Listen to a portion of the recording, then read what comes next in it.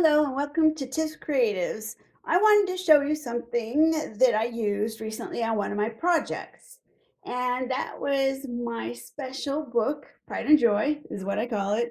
And I have made a video on it. I don't know at this point if I've released it. So what I'm going to do is show you the book that I made and the reason I'm showing you today's craft technique. So here is my book, Pride and Joy, and let's see if we can close up on it. My camera's in an awkward position today. So this is one of my two of my pages in my new journal, and I created this look by a splat technique. And what I had to do was use a splat box to protect everything around it. So today I wanted to share with you, and we're gonna zoom back out, the splat box. Now I haven't really seen one that anybody's bought before. Sorry, I'm gonna readjust the camera here. And this one is one I created. I think I Googled a video to see how to do it. And it's made out of, well, let me get over there. It's made out of cardboard. It was just a box that came in from Joann's Fabrics. And so it had, all sides intact. And I went ahead and cut off the edges here,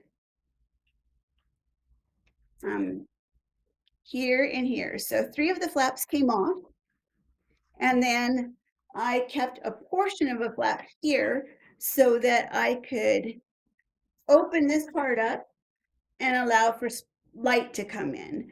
I had thought I was going to leave that top there. And then what I learned on one of the videos was that it was important to have this cut out here in order to have some protection and allow a little more work area for you with your box. Now, I I added the foil in here, and it's lined with a it's a wax paper, so that's protecting the box from just getting oversaturated. And what I can do is use these later on for bases in my journals and add extra color and stuff and create an artistic piece from it. I watched somebody do that. I don't know, I don't remember who it was, but it was really cool when she did it.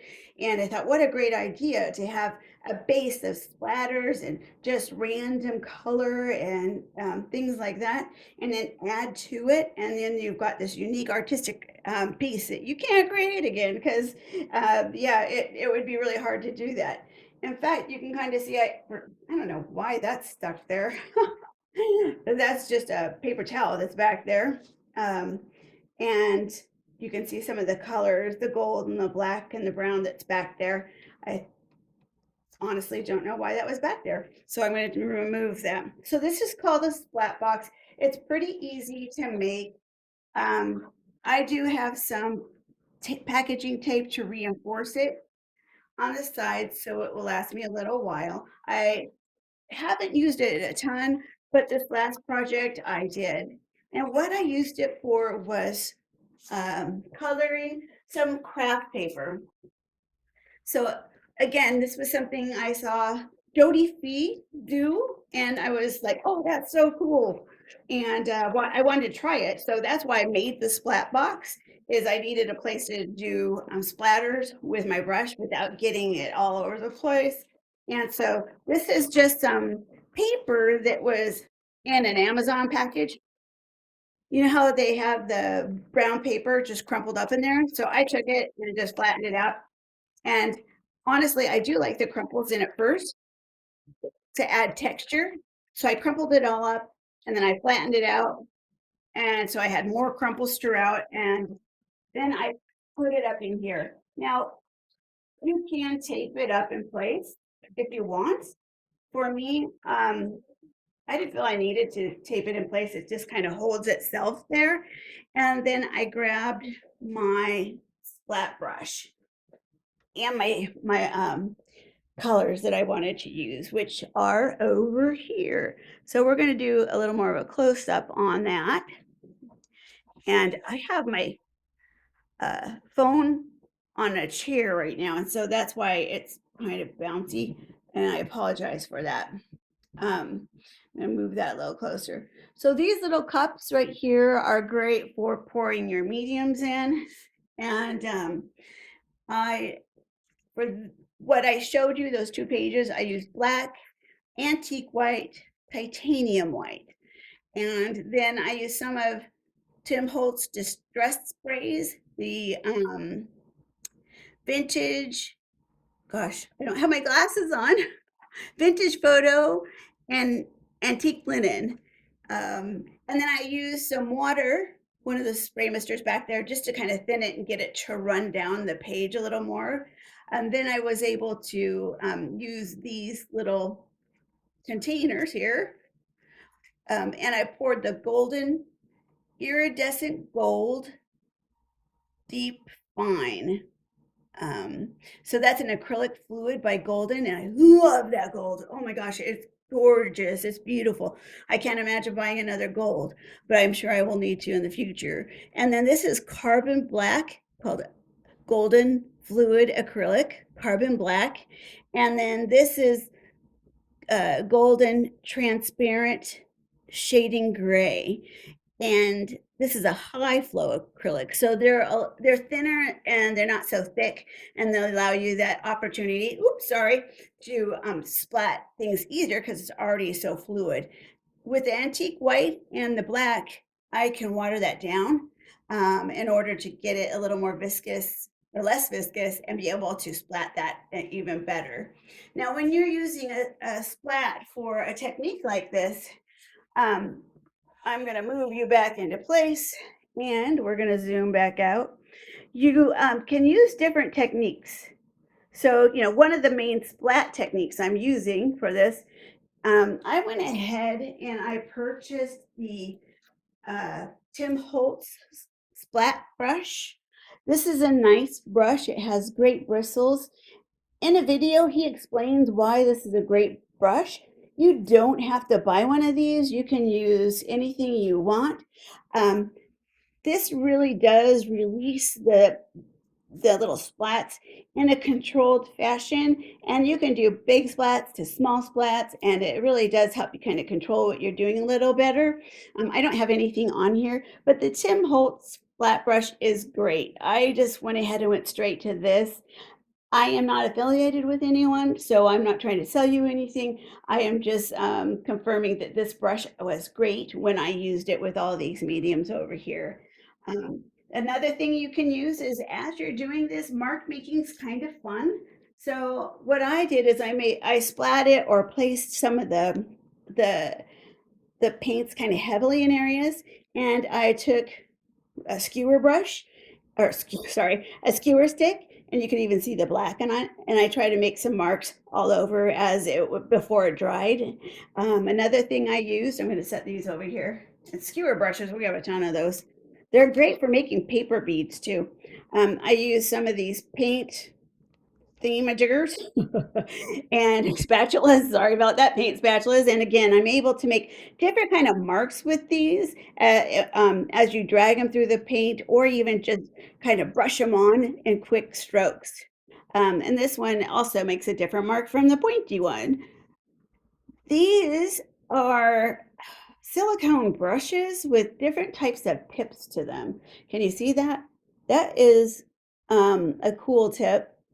And I got several of these brushes at Joann Fabrics, and they really do wash off well as give some really neat brush techniques there. I know they're used for a lot of different things.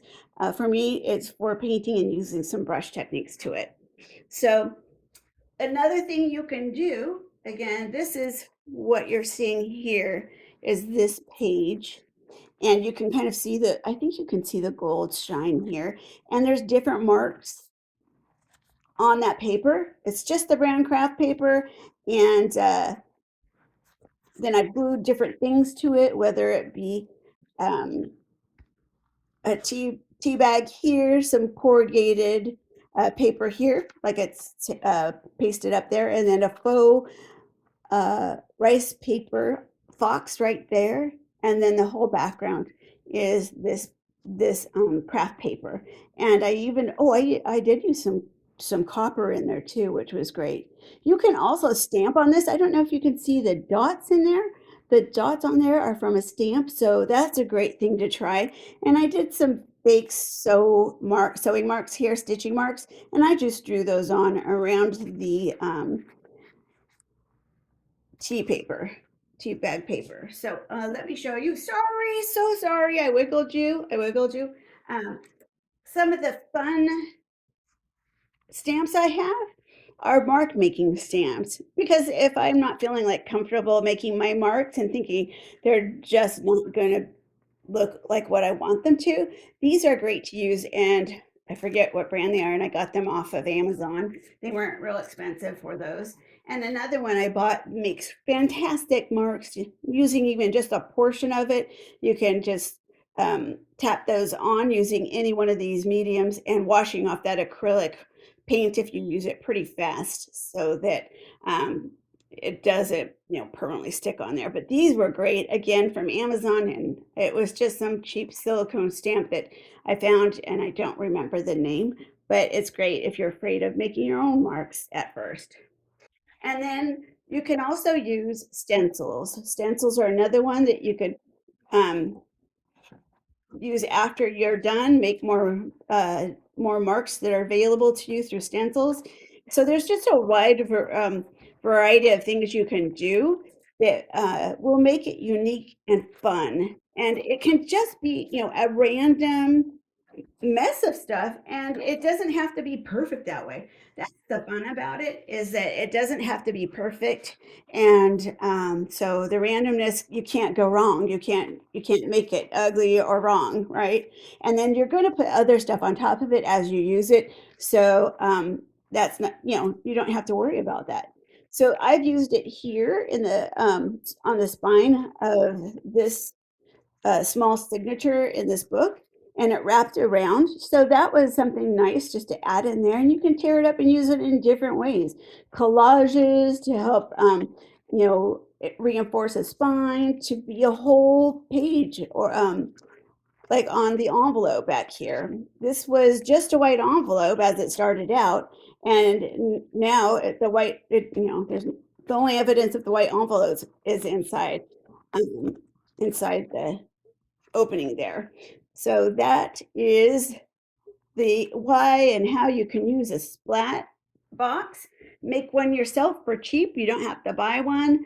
And remember to put this area up here because it does allow you to move and see what you're doing a little more. When you're splatting, see, you're not bouncing on the top of the box, and you're able to do a little more. At one point, I did pull my uh, craft paper out so I could see it a little better. And then I did leave it here and do more marks on it, and then I pushed it back and had more work that I did on it. So it's a lot of fun to do, and I just save this under a chair so it's not in the way. It's perfect, and then it still hides away until I need it next time. And I just put these silicone type mats in the front so that I'm not going to get anything else um, covered in paint that's going to be damaging. So I hope that helps if you decide to have some fun with some paints and some craft paper and you feel like I don't want to get it all over the place. I don't want to have to worry about getting those splats um, all over my tables or house or whatever it is, because not all of us have protected areas that we can do this on. And so this is going to help prevent the splats and the marks to get all over the place and allow you, some a great area to practice on without getting anything else around you damaged.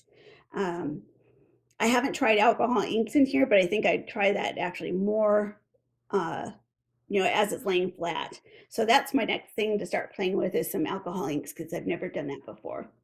All right. Well, you have a great day. This was just a short tutorial on having fun playing with some paints, giving it a try so it's not so scary, and being able to do it in a controlled.